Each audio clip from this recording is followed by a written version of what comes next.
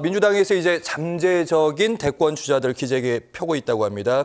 김부겸 전 국무총리 얘기도 나오고 있고 거기에다가 이제 김동연 경기도지사, 그동안 김동연 경기도지사 같은 경우에는 중앙정치 얘기를 많이 하지 않았거든요. 근데 최근에는 확실히 펴고 있습니다. 뭐 친문계 전해철 전 의원도 영입했고 거기에다가 최근에는 뭐 금투세 내가 선명하게 설명하겠다. 다음 주에 유명한 유튜브에 나온다는 거 아닙니까? 어떻게 보시는지. 우리나라 그 지자체장 이 제일 큰 곳이 이제 서울시장하고 경기도지사입니다. 그런데 지자체장으로서 대통령에 당선된 사람이 이명박 대통령밖에 없어요. 네. 없습니다. 네. 그런데 지금 김동연 이 도지사 같으면 도지사 되기 전에 사실 그렇게 대단히 주목을 받은 분이 아니거든요. 그리고 도지사 되고 나서도 뭐 대단한 어떤 그 아이디어가 나오고 김동연 상표가 나온 게 없습니다. 다만 있다면 이제 이재명 그 단일 체제, 일극 체제에 그 대들 수 있는 몇몇 뭐라고 할까 지방 말씀하셨으니까 예, 관련된 여론조사 결과 보면서 계속 얘기 나눠보도록 하겠습니다. 여론조사 질문이 좀 흥미롭더라고요. 방금 말씀하신 그 부분입니다. 민주당 내 대권주자 순위를 이렇게 물어본 게 아니라 이재명 대표의 잠재적 경쟁자는 누구인가 이렇게 질문을 던졌어요. 1등이 물론 이제 표본 오차는 있지만 김경수 21.7, 김동연 20%, 그리고 이탄희 전 의원 7.7%, 그리고 김부겸 전 국무총리 7.2%, 임종석 전 비서실장 4.4%, 이광재 2.2%. 계속 이어가시죠. 김경수, 김동연이죠. 김경수, 김동연. 그리고 김부겸인데 저기 한 분이 빠지고 있는 분이 있네요. 김두관. 김두관을 여론조사에서 빼버렸네요. 그러네요. 최근까지 전당대회. 김두관 아마 전 경남지사가 이 여론조사 결과를 봤으면 굉장히 섭섭해할 걸로 아마 넣었는데 제가 설마 기타 인물 다른 인물에 들어갔나? 글쎄요. 그건 아닌 것 같아요. 저게 여론조사라는 게요. 그 순위 이게 제시하는 순위에 따라서도 바뀌고 또 그 여론조사를 할 때 누가 주목을 받았는지에 따라서도 엄청난 차이가 납니다. 김경수 같으면 사실은 파묻혀 있다가 이번에 이제 복권이 되면서 다시 신문에 이름이 뜨고 사진이 크게 실렸단 말이에요. 노출 요가죠. 그런데 다 그만하고 자기 상표가 없어요. 문제는 가령 이게 민주당에 있는 여러 분파 세력들, 대표적으로 동교동 그리고 친노, 친문 이렇게 있지 않습니까? 친노와 친문을 뭐 같이 볼 수도 있겠지만 분명히 다릅니다.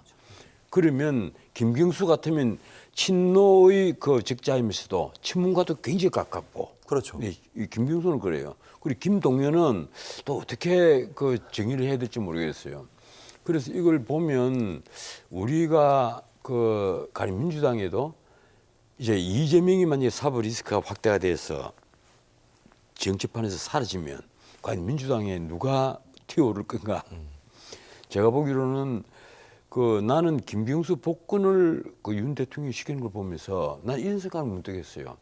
윤 대통령이 이제 정치적 상대방으로서 이재명을 언제든지 버릴 자신감이 생겼다. 윤석열이 이재명을 버린다. 나는 그렇게 판단을 했습니다. 지금까지 이렇게 파트너로 봤다고 보십니까? 파트너로 일단은 존재를 하고 있었으니까. 그렇죠. 야당의 당대표를 대표니까. 하고 이번에도 다시 당대표를 연임을 하고 그것도 그냥 당대표가 아니에요. 일극체제라고 부를 수 있는 당대표란 말이에요. 그리고 그 야를 완전히 장악을 하고 있는 당대표거든요. 그래서 윤 대통령으로서 이재명 대표가 아무리 사법 리스크가 있다 해도 그걸 무시를 못하는 입장입니다. 그런데 지금 이제 10월 달 되면 당장 위증교사 그리고 공직선거법 위반 선고 재판이 있단 말이에요. 그리고 지금 수원지법 합의 11부에서 할 대북 송금 사건. 이 사건은 뭐 빠르면 내년 초에 아마 선고가 날 가능성이 높습니다.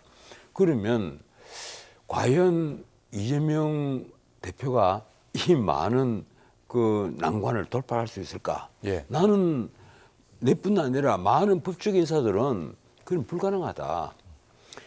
그래서 지금 이재명 대표가 영수회담 합시다 하는 이유가 바로 거기에 있는 겁니다. 예. 영수회담을 해서 윤 대통령과 같이 대등한 입장에서 국정을 예. 논하는 위치에 있다면 과연 어느 판사가 이재명 대표를 징역을 4년씩 5년씩 선고를 하고 법정 구속을 시킬 수 있겠느냐. 방금 전 변호사님이 마지막 질문인데요. 한 2분 정도 시간이 있는데 영수회담 얘기하셨으니까 예. 최근에 용산 대통령실에서 영수회담을 열 생각이 없어 보여 약간 축하난도 줬다 안 줬다 그거 가지고 얘기를 만들고 있고 지금 오늘 보니까 괴담을 요포해 후쿠시마 오염수 괴담 요포했다고 대변인실에서 아주 세게 논평을 냈던데요. 그것 때문에 쓴 돈이 얼마냐 뭐 이런 거 아니에요. 그런데 솔직히 윤 대통령께서요.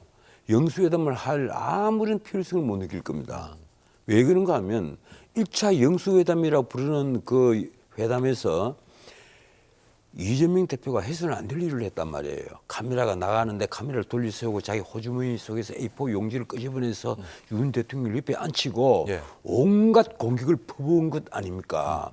그 일을 딱 당하고 그리고 카메라가 딱 나간 뒤에 그 다음에 한 말은 아무도 몰라요. 예, 근데 그 다음에는 윤 대통령이 7 얘기했다더니 아니 7대3으로. 내가 윤 대통령 같아서 한마디 했겠죠. 아니 무슨 이런 일을 하는 겁니까? 그거 한마디 했겠지만 그런 것을 국민들이 몰라요. 카메라가 없으니까.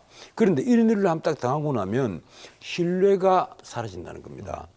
아무리 적이라도 기본적으로 갖고 있는 서로 간의 어떤 신뢰, 그 신뢰도가 완전 무너져 버리는 거예요. 그래도 어쨌든 국정의 한 축이니까 어쨌든 대화는 해야 되잖아요. 아무리 축이라도 예.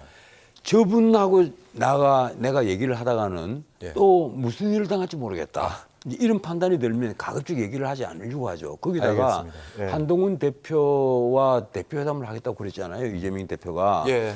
대표회담을 하겠다는 이유가 뭐예요? 영수회담을 하기 위해서 지금 예. 대표회담을 하겠다고 하는 거예요. 그런 그 꾀가 한눈에 운이 보이잖아요. 예. 이러니까 윤 대통령이 쉽게 거기에 넘어가려 하진 않겠죠. 부정적으로 보시는구나. 알겠습니다. 영수회담은 안 열릴 가능성이 높다고 보시는. 그리고 예. 제가 만약에 윤 대통령에게 권할 수 있는 입장이라면 당분간 만나지 마십시오. 이렇게 말씀을 드리겠습니다. 만나봤자 무슨 좋은 일이 있겠어요. 알겠습니다. 그 한 대표에게 다 맡겨놓고 예. 한 대표와 그 이재명 대표가 만나서 여야 간에 충분히 정책 같은 걸 협의하도록 그리고 그 정책을 협의해서 갖고 오면 예. 윤 대통령이 보고 오케이를 하면 오케이를 하면 되니까. 아, 알겠습니다. 그렇게 하면 되는 것이니까 뭐 내가 굳이 만날 이유가 있겠느냐. 만나면 대통령과 여야 대표가 함께 만나자. 알겠습니다. 난 그게 옳다고 봅니다. 네, 알겠습니다. 전책에 따뜻하고 따끔한 훈수 잘 들었습니다. 전원책 변호사와 함께했습니다. 고맙습니다. 예, 고맙습니다.